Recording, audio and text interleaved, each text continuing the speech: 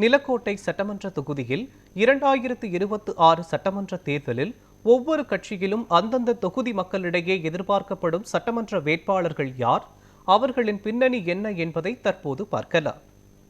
திமுகவின் ஒன்றிய செயலாளர் சி. சவுந்தரபாண்டியன் வழக்கறிஞரான இவர் 2019 இடைத்தேர்தலில் திமுக சார்பில் போட்டியிட்டு தோல்வியடைந்தார். இம்முறை இவருக்கு மீண்டும் வாய்ப்பு கிடைக்கும் என கூறப்படுகிறது. பே. கரிகால பாண்டியன் இவர் திமுக நிலக்கோட்டை மேற்கு ஒன்றிய செயலாளராக பதவி வகித்து வருகிறார். பெட்ரோல் பங்க் உரிமையாளரான இவருக்கு வாய்ப்பு கிடைக்கும் என்கிறார்கள் அவரது ஆதரவாளர்கள். எஸ். பா. முருகேசன் இவர் 5 ஆண்டுகள் நிலக்கோட்டை நகர துணை அமைப்பாளராக இருந்தவர். தற்போது மாவட்ட வர்த்தக அணி துணை அமைப்பாளராகவும் நிலக்கோட்டை சிறப்பு நிலை பேரூராட்சியின் துணை தலைவராகவும் இருக்கிறார். அதிமுகவில் 3 பேரின் பெயர்களை அதிமுகவினர் கூறுகின்றனர். சே. தேன்மொழி சேகர் இவர் நிலக்கோட்டை சட்டமன்ற உறுப்பினர். திண்டுக்கல் கிழக்கு மாவட்ட கழக துணை செயலாளராகவும் இருந்து வருகிறார். சேகர் இவர் நிலக்கோட்டை பேரூராட்சியின் தலைவராக 5 ஆண்டுகள் இருந்தார். தற்போது அதிமுக பேரூர் செயலாளராக இருக்கிறார். பி. கோபி இவர் திண்டுக்கல் கிழக்கு மாவட்ட மாணவர் அணி செயலாளராக இருக்கிறார். பாஜகவில் 2 நபர்களின் பெயர்களை பாஜகவினர் கூறுகின்றனர். கருப்புசாமி இவர் திண்டுக்கல் கிழக்கு மாவட்ட பொருளாளராக இருந்து வருகிறார்.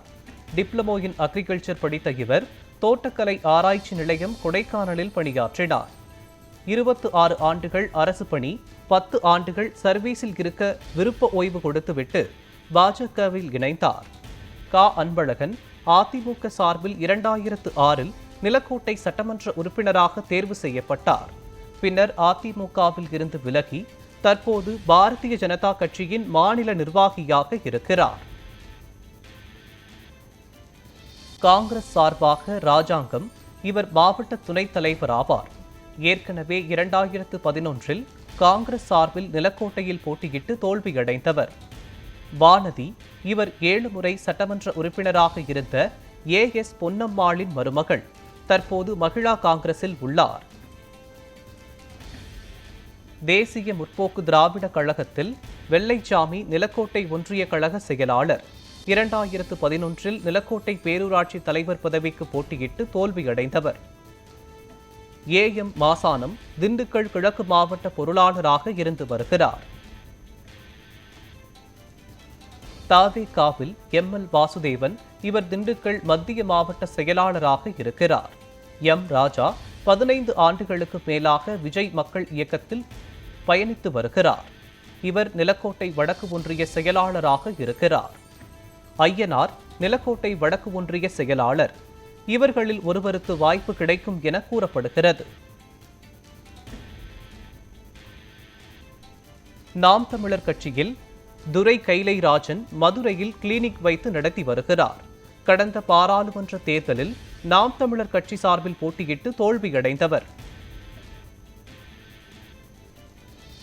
மக்கள் விடுதலை கட்சியில் சு.க. முருகவேல் ராஜன் இவர் மக்கள் விடுதலை கட்சி தலைவர். 2021 திமுக கூட்டணியில் உதயசூரியன் சின்னத்தில் போட்டியிட்டு தோல்வியடைந்தவர்.